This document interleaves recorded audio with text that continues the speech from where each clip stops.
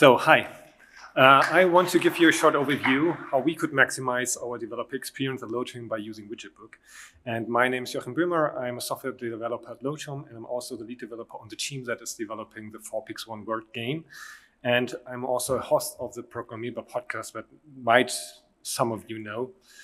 And before the migration of our app to Flutter, our UI development in Swift and Kotlin was very time consuming. And this has already drastically improved since we're using the hot reload feature of Flutter. And in most cases, we developed widgets like that we placed them directly on the start screen because we wanted to have them directly in place when we had to do a hot restart. But we also made it possible to adjust all app states via debug menu that is not visible in the app, but we can use it as a developer. You can see here in the animation how I change the current level and enter the correct solution to see the success layer for that puzzle. And so this is the possibility that we have to really address and create all app states that are available, and we need to verify. With Widgetbook, this has now drastically changed because we can now develop our widgets in isolation. And when we start to implement a new widget, we immediately set up the corresponding use case and then start implementing the functionality of that UI in Widgetbook. So we never go back to the app. We now have Widgetbook as the area, the part where all the development is taking place. And Widgetbook makes it really easy to visualize all app states that the widget can enter, especially edge cases that would be very hard to set up in the real app. What we experienced is that the development of apps in isolation helps us really to identify the minimal RP that the widget needs to provide, because you only start reasoning about what you can represent with the knobs and the states that are provided by the Widgetbook app. And like that widget that you see here on the right, only needs information about the achieved position and the size it needs to render. And when we have more complex pages that we need to render, or widget-like pages that we need to render, we took the approach to decouple the view from the logic very early and introduce view models, so all that logic lives in the view model, and the view is more just a representation of that view model in that case. In a game, you have a lot of micro animations, and here Widgetbook provides really great support of tweaking them. So you can do that by using the time dilation add-on provided by Widgetbook, which allows you to adjust the playback speed of your animations. And you can see this in the animation on the right, where I first run the animation at normal speed and then increase the speed by the time dilation so that the animation runs slower. So I can better inspect how that flying in of that badge and the popping of the trophy are interleaved.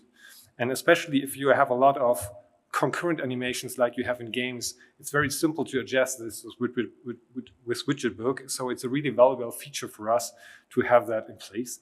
And it also makes it very easy for us as a developer to discuss those animations later on with the designer and really identify what was the optimal solution that the designer wanted to achieve in the first place. Before using Widgetbook, we always had to validate our layouts in different devices because our layouts itself scaled, but we have different screen ratios that need to be taken into consideration. And what we had a lot of times, and we experienced in a lot of times, that this is something that really is forgotten sometimes by the developer when he's developing a widget. So the developers themselves helped themselves by starting an additional simulator on the tablet device. And they were developing the widget on both simulators running. When this happened so often that we forgot to really identify and take the tablet size into consideration, that we had to do that validation as a fixed requirement in test rounds in our QA process.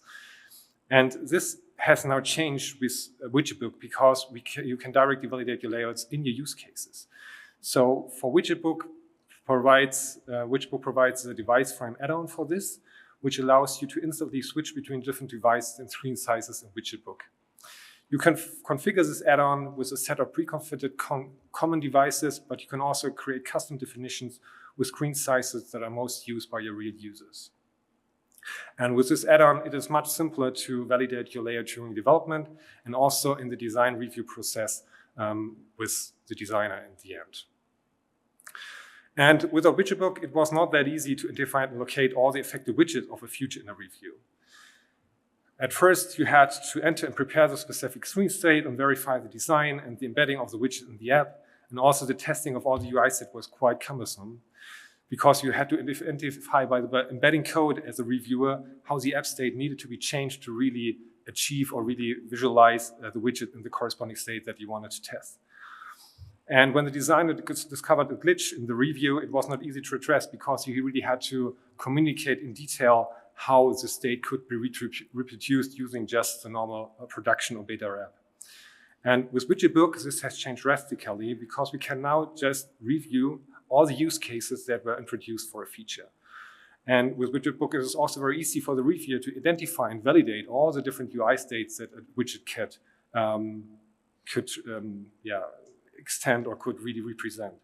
So with the use of Widgetbook Cloud that was already shown and the corresponding GitHub app, you get a list of use cases and for all affected widgets that are attached to your pull request. And you can directly inspect and validate them in the Widgetbook Cloud. And this has really simplified the review of the UI parts of a feature very much. You see on the right how you can compare also this new version of the widget to the same widget version of the base branch. I think this is the old version of the Widgetbook, so it's a different view that you saw earlier in the presentation.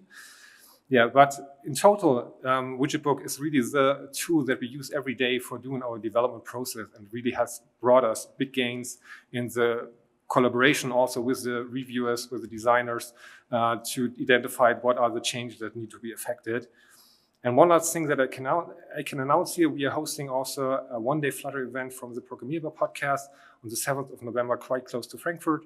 You will find more information about this event in the QR code that is presented here on the screen. And on this event, we will provide a very interesting agenda with a lot of German-speaking speakers. And for example, from Lotum, we will get a very deep insight how we are developing the 4px1 WordGate with Flutter.